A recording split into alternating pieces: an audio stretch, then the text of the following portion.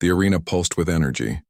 A sea of faces lit by the glare of spotlights, all focused on the octagon where two fighters prepared to collide. Meng from China and Ritu Phogat from India.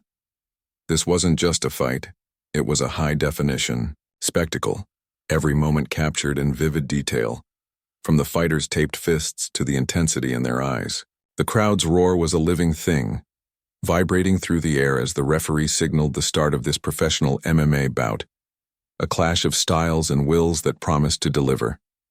Meng, a striker with dynamite in her hands, carried the hopes of China's MMA faithful. Her reputation was built on devastating knockouts, her fists and knees moving with a precision that left opponents crumpled.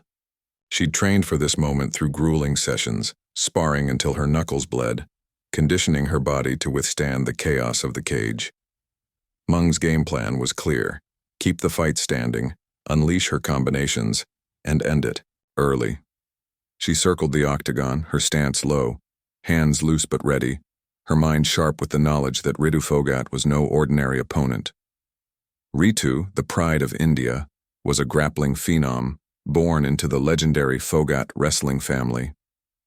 Her pedigree was undeniable. Years of international wrestling had honed her ability to dominate on the mat.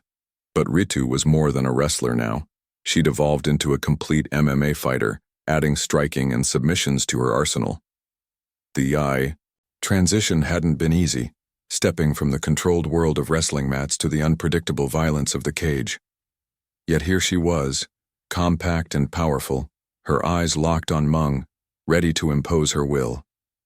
The high-definition cameras caught every detail of her focus, her coiled energy, as she prepared to close the distance. The first round began with a tentative dance. Meng flicked out a jab, testing Ritu's reactions, then followed with a low kick that cracked against Ritu's thigh. Ritu absorbed it, her face unreadable, and shot forward, aiming for a takedown.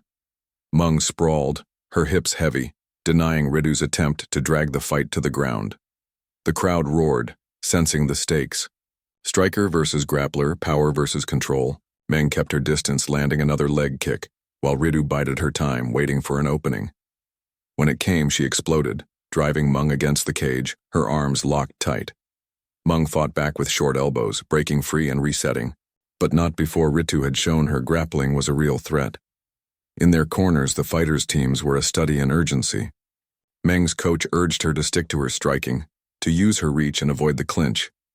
Ritu's corner, steeped in wrestling wisdom, told her to be patient, to wait for Meng to overextend before shooting for the legs. The high-definition feed zoomed in, capturing the sweat on their brows, the quiet intensity as they nodded to their coach's words. Round 2 exploded into action.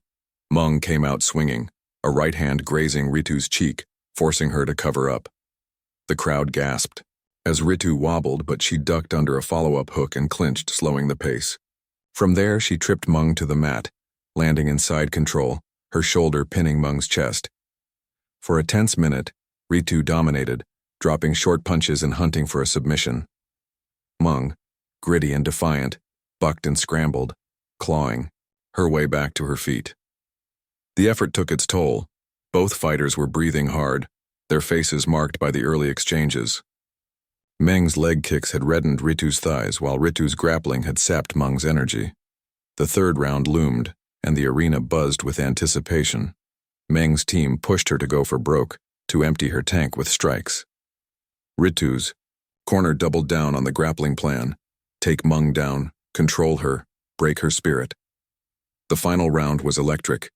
Meng threw a high kick that whistled past Ritu's head, narrowly missing. Ritu answered with a double-leg takedown, slamming Meng to the canvas with a thud that echoed through the arena.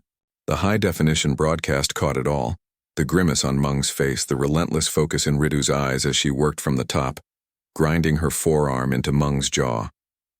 Meng fought back, throwing punches from the bottom, trying to create space, but Ritu's control was suffocating. With 2 minutes left, Meng found a spark, sweeping Ritu and reversing the position. Now on top, Meng unleashed a barrage of elbows, each one landing with a sickening thud. Ritu covered up, weathering the storm, then kicked Meng off and scrambled to her feet. The final minute was chaos. Meng landed a sharp left hook, snapping Ritu's head back, but Ritu shot for another takedown, only for Meng to stuff it against the cage. The bell rang and the crowd erupted, both fighters raising their arms, their faces etched with exhaustion and pride. The high-definition replays showed the key moments: Meng's punishing strikes, Ritu's dominant takedowns, the scramble that defined their heart. The judge's decision was agonizingly close, a split call that favored Meng's striking output, though Ritu's grappling had made it a razor-thin margin. As the arena emptied, the fighters embraced, a gesture of respect that transcended the fight. Meng praised Ritu's toughness, while Ritu, gracious in defeat, vowed to return stronger. The high-definition broadcast lingered on their faces, capturing the raw emotion of two warriors who'd given everything. For fans watching worldwide, it was a story of courage, skill, and the unbreakable spirit of MMA preserved in every vivid detail.